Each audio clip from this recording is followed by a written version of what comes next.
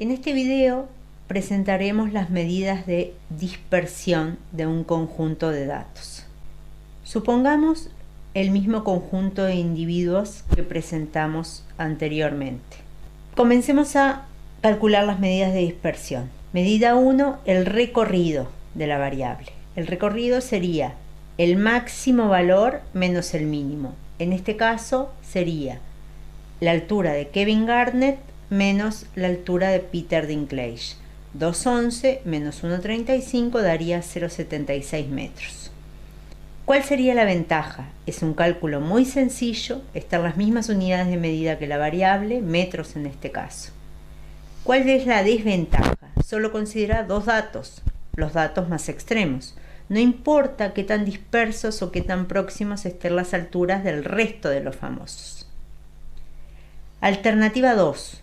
Para subsanar este problema se utiliza un indicador que considera el valor de todos los individuos. Ese indicador es la varianza muestral, calculada como se muestra aquí.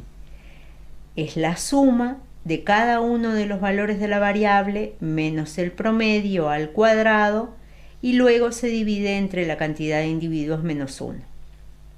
Hay una forma más sencilla para calcularla, es la que presentamos aquí. Es la suma de cada uno de los valores al cuadrado menos n veces por el promedio muestral al cuadrado. Luego dividimos entre n-1 también. Note que siempre necesitamos calcular previamente el promedio muestral para calcular la varianza muestral.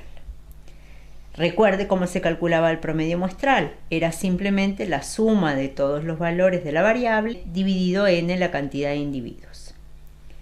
Calculemos en este caso el promedio muestral. El promedio muestral es la suma de las alturas dividido 13, daría 1,76 metros.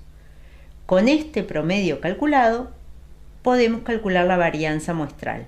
Para ello utilizaremos la fórmula corta, la suma de los valores de la variable al cuadrado menos n por el promedio muestral al cuadrado.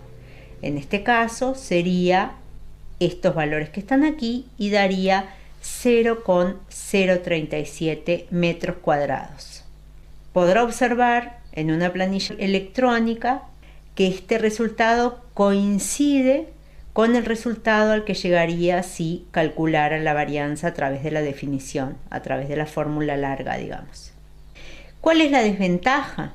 La desventaja es que esta medida está expresada en las unidades de la variable al cuadrado.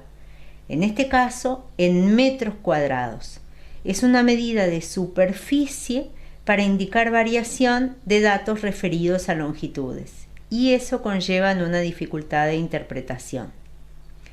Por eso surge una tercera alternativa, que es utilizar la desviación típica o estándar, que es ni más ni menos que la raíz cuadrada positiva de la varianza. En este caso, la desviación típica daría 0,19 metros. ¿Cuál es la ventaja? Están las mismas unidades de medida de la variable. ¿Cuál es la desventaja? Como depende de las unidades de medida de la variable, en determinadas ocasiones puede no ser útil para comparar dispersiones de datos con diferentes unidades de medida. Por eso, el último indicador de dispersión que presentaremos es el coeficiente de variación.